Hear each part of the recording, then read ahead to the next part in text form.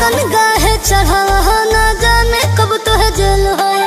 मायावती जी से कही दे 1 मिनट में बेल होए। संजय यदुवंशी के नमवा बाजे मैडम गली गली।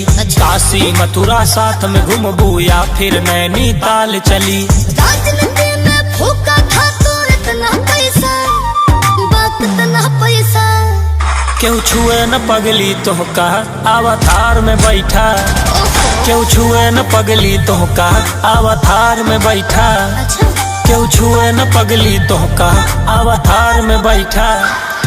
तोहरे कान में सोने के झुमका मोहतरमा ऐसे झूमे। बन के कोयल आवा तू हूँ साथ में हमरे घूमे। सोने वाला झुमका मोहतरमा काने में झूमे।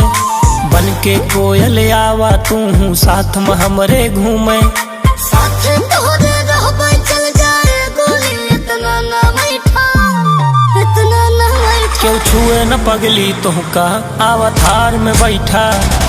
क्यों छुए न पगली तोहका अवतार में बैठा। क्यों छुए न पगली तोहका अवतार में बैठा।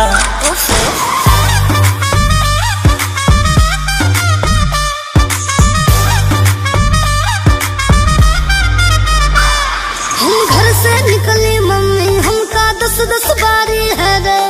लखनऊ से गोंडा तक देखो लइका हमका छेड़े। गोंडा में ब्रिजभूषण चचा से भेंट करा देबे। लखनऊ में भैया से कही के प्रशासन सेट करा देबे। तब केहू न छेड़े तोहका केहू न छेड़े। अब हमरे नेरे तोहका केहू न छेड़े।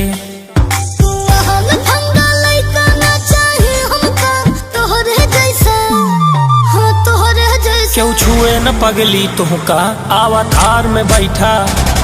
क्यों छुए न पगली तोहका अवतार में बैठा। क्यों छुए न पगली तोहका अवतार में बैठा।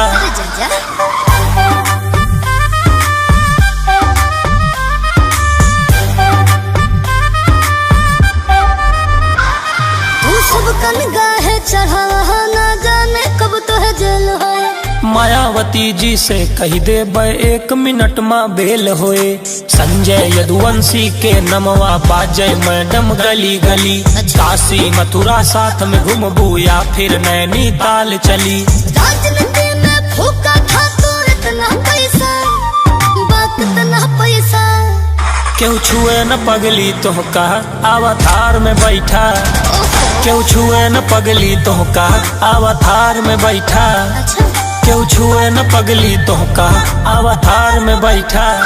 बैठा थार में बैठा अवतार में बैठा। क्यों छुए न तोहका अवतार में बैठा। संजय यदुवंशी।